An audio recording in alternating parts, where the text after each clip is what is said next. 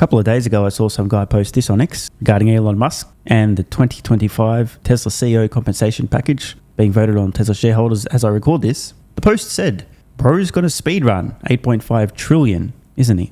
Many people in the comments seeming to suggest he's certainly going to try. And in absolutely unrelated terms, an update on Tesla autonomy. Winning, and more winning. Tesla has officially received approval from the Nevada Department of Motor Vehicles to start testing autonomous vehicles on public roads. Today, Sawyer Merritt confirmed directly with the Nevada DMV that Tesla's application to obtain a testing registry certification was approved by the DMV office. In other words, autonomous plates and the registry certificate were also sent out to Tesla. So this means the next step for Tesla to begin officially offering Robotaxi rides to the public in Nevada is to complete a self-certification for operation step to roll out a service similar to the one they currently operate in Austin, Texas, where there's no one in the driver's seat. One more step, and now Tesla to be operating Robotaxis in 3 states in a single span of just a couple of months. Tesla launches in Austin, expands in Austin, launches in California, expands in Austin, and now this. Incredible rate of progress. If only we could have seen this coming. Oh wait, I said this was coming for about 200,000 videos in a row.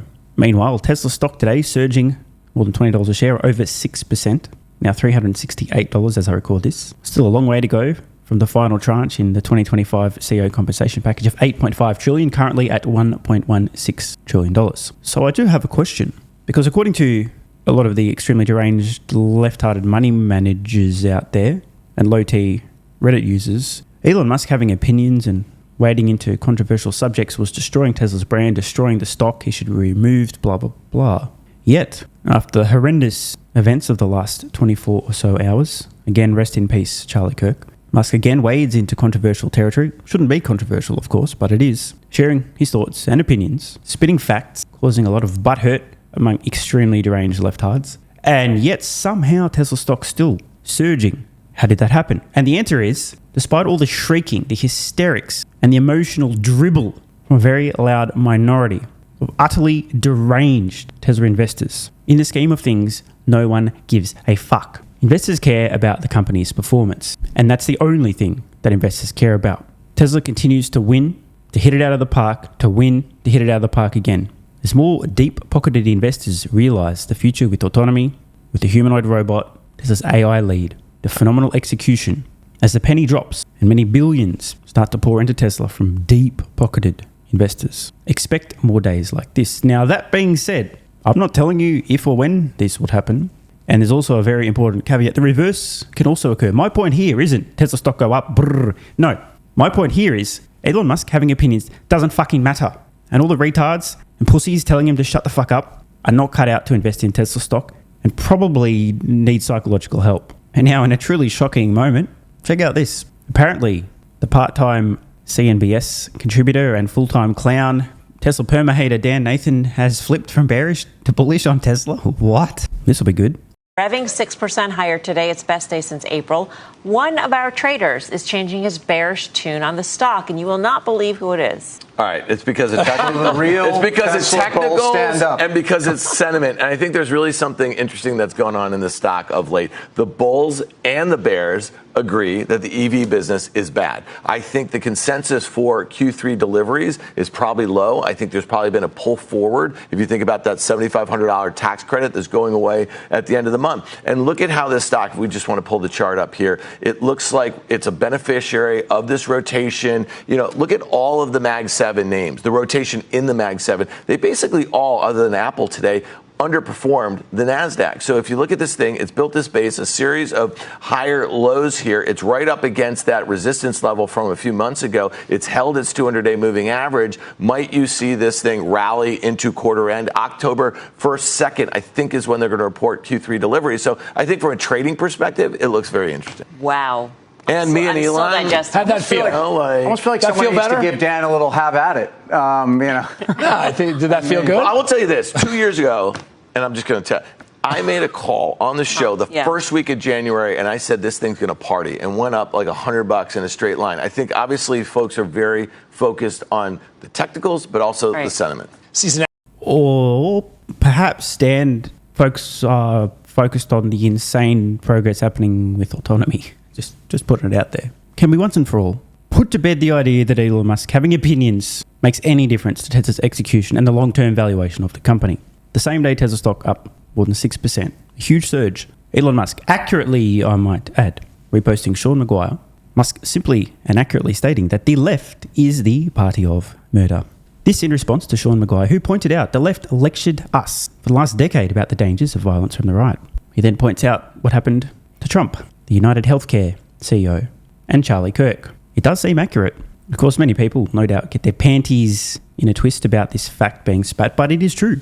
It seems to be entirely unidirectional over the last number of years. All the deranged psychopaths just so happen to be on the far political left. Why is that? And I'll answer this question because I know the answer and it's important. The reason is that historically, many people on the left have an abundance of empathy, and unfortunately, with that empathy, also are far too agreeable. So when a psychopath, a deranged lunatic, latches on to their cause, but shows some of their psychopathic, deranged, violent tendencies, instead of somebody saying, hey, you're fucking crazy, that's not okay, they do nothing because they're pussies and they're too agreeable. This gives permission to psychopaths to become increasingly more crazy and insane and deranged. Enough's enough. This shit needs to get called out. I said this yesterday. I've been saying it for years. I'll continue to say it. This is how we got here. People too scared to speak up. Too scared to call things out. A lunatic in your social circle, in your workplace, thinks it's okay to mutilate and sterilize children. You think it's insane, but you're a pussy. And so you just play along. Yeah, whatever. Everything, la la da. Don't say shit. A predatory male creeper decides that he's a woman and should invade female bathrooms. And you think, oh, I don't want to be called a transphobe. Yeah, that's totally fine. Because you're a pussy. I'd like to encourage everybody who got or continues to get butthurt about Elon Musk having and sharing opinions, especially on things that matter, to take a long look in the mirror.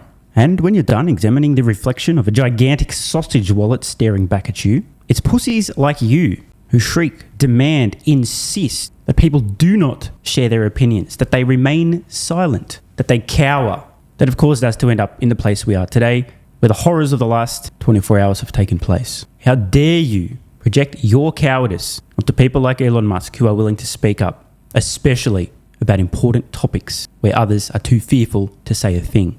You should be ashamed of yourself. But spoiler alert, you already are. To wish, or worse, to demand to shut down important conversation. Oh, but Tesla stock, but... There is something severely wrong with this mentality. Weakness and cowardice embodied, personified. It's not okay. It never was. And as I said yesterday, and I've been saying for the last few years, Musk has balls and will continue to use them. If you can't handle it, if you're concerned about Elon Musk raising important issues, sharing opinions, perhaps you are not cut out to own Tesla stock. Maybe the next time you're talking to your therapist, ask their opinions on whether or not you're cut out to handle the ups and downs of having a man leading a company as opposed to a coward. And if I sound mad, it's because I am. I've been warning about this for years. To create a culture, an environment in which the forced shutdown of conversation, people demanding, don't have that opinion, don't shut up, bro, creates a permission structure for psychopaths to engage in the ultimate form of shutting down conversation and discussion, as we saw with Charlie Kirk. Some people, far too many rocks in their head to understand this, much like, I'm sure, people with rocks in their head when they see Elon Musk post today, which accurately points out all the violence is coming from one direction, the left, we're going to say, but that's not true, man. Not everyone on the left is... And of course, if you've got half a brain cell, you know Elon Musk is not referring to everybody on the political left. He is just pointing out the fact, though, that all of the violence is happening from one direction, the left. That's not a controversial opinion. That's just true. So let me wrap it up. As I said, as I've been saying for years, no one cares about Elon Musk's opinion, at least from a Tesla investor point of view. Stock up 6% today. Musk not holding back. How'd that happen? Because no one cares. What they care about is Tesla's long-term execution and long-term valuation. And just so happens, the penny's starting to drop. Oh, shit, autonomy's happening. They're scaling fast. Oh, shit. The guy on the internet who kept saying that they'd scale rapidly and widely in the last 2,500 videos in a row may have had a point. In short, here's a list of things that matter to Tesla's long-term value as a company. 1. Tesla's execution. That's the whole fucking list. Things that don't matter. Elon Musk having and sharing opinions. Goodbye, motherfuckers. Want more content? Early access? Bunch of perks? Click the links in the pinned comment. AG1 is awesome. I've been taking it daily now for more than 3 years. It's a great way to fill in nutritional gaps. It's packed full of vitamins, minerals, and whole food source nutrients. Plus, has prebiotics, probiotics, and adaptogens to improve gut health, regularity, and help your body handle stress. I'm always looking for an edge to help me feel and perform my best, which is why I haven't missed a day of AG1 for more than 3 years. Just try it and see how you feel. Click the link in the pinned comment or head to drinkag1.com/SMR and get yourself a free 1-year supply of vitamin D3 plus K2 and 5 travel packs.